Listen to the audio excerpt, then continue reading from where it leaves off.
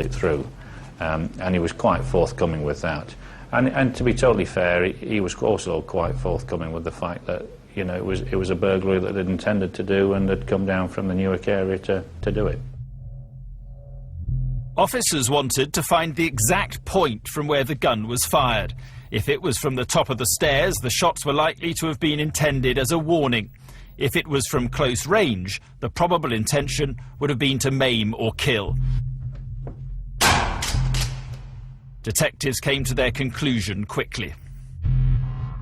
The ballistic evidence suggested that the shots were fired from extremely close range. The actual wadding out of one of the cartridges was actually either in Barris's body or his jeans, which indicated that that was actually fired certainly within the context of fired from within that lounge.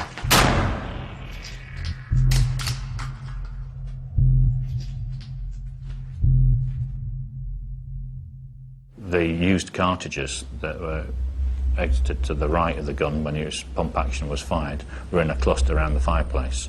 Plus there was firearms residue on the walls near the window and so forth. So all the forensic evidence and all the ballistic evidence, you know, suggested that that incident had taken place within the lounge and that he couldn't have been at the top of the stairs. With this evidence, the police were able to charge Martin with the murder of Fred Barris, the attempted murder of Brendan Fearon, and the possession of an illegal hand weapon. After 3 days in police custody, the 54-year-old farmer was brought before Kings Lynn Magistrates Court to face 2 charges. During the 10-minute But the prosecution provoked instant public disquiet. If he wasn't there, he wouldn't have been shot. It's as simple as that, as far as I'm concerned. Once they trespass on your property, then they run their own risks, whatever happens. The fact that he could be charged with murder seemed beyond possibility. And he was very fearful. He said that his initial reaction was fear, self-preservation and anger, and that he grabbed his shotgun and fired in the darkness. And I don't think he realised the momentum that would instigate. His 16-year-old victim was buried in Newark almost 3 weeks after the shooting. Family and friends of young Fred Barris are deeply upset by his untimely death. They ask that they be left to bury Fred with dignity and allowed to mourn privately. They are waiting for the true facts to be established and for justice to prevail. 7 months later, on the 19th of April 2000, Tony Martin's trial started at Norwich Crown Court. The crux of the case: what constitutes reasonable force in defending your home? It was a question all the media had seized upon. I mean, the fact is, it was a huge story. You know, one of the big stories of many big stories I've been involved with. With Tony, of course, it was a worldwide interest because even in America, a lot of people had tremendous sympathy for him. You know, the usual kind of media frenzy that builds up around a massive case like this, which there was so much public interest in and so much public support for him. But in the court, there was at least one group with no sympathy for the defendant.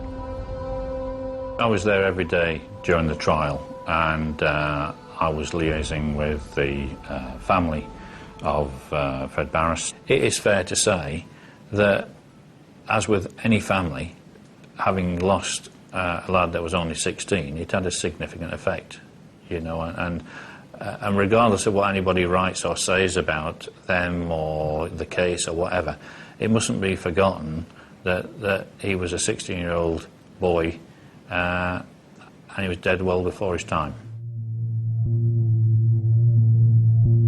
Tony Martin, my client, is a simple gentleman farmer. At the trial, Martin's team argued self-defence, portraying him as a victim of crime. Scared and alone, he'd picked up a gun to protect himself.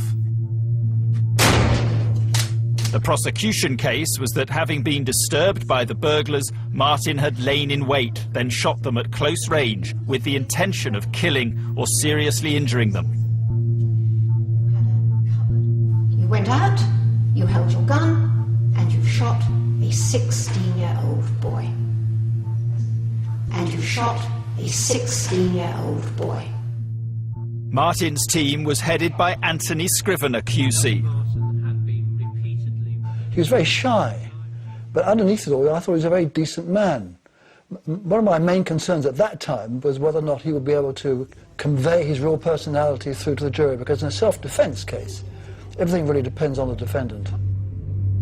On the night in question, he was simply protecting his property.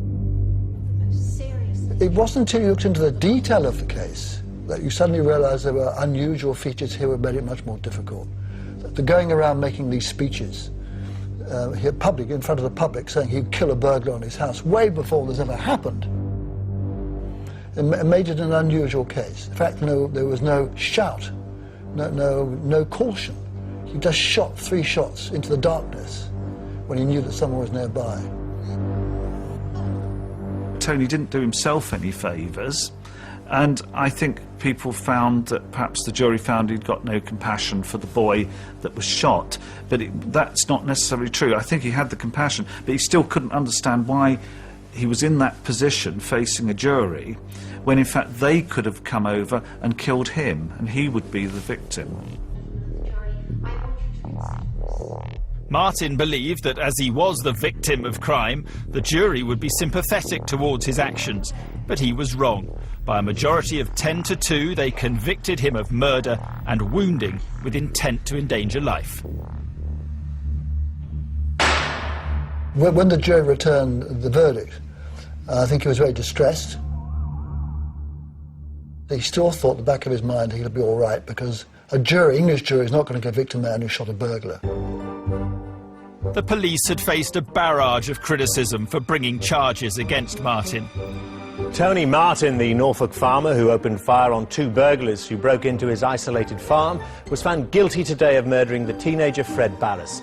But as he began his sentence, they felt vindicated.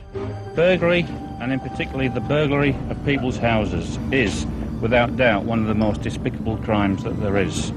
But I would stress to everybody, it's up to the police and the criminal justice system to resolve it. I was very, very satisfied that professionally as a team we'd been vindicated. I think there were certain times during the early part of the trial that because of all the media and public frenzy, I had a fear that it almost didn't matter what the evidence was, that there was so much view that he was innocent that we're almost fighting an uphill battle. But clearly I think that does indicate 2 things. One is the fairness of a Norfolk jury, and the other is actually the strength of the evidence, that despite that prejudice and despite that public sentiment, that we still got the evidence home. But was the evidence as conclusive as the jury believed? A year later, Martin was back in court launching a new bid to overturn their verdict. Jailed for life, Tony Martin came to the Court of Appeal today to begin his bid for freedom. His lawyers say they have important new evidence. This is his one shot at seeing justice done and being released.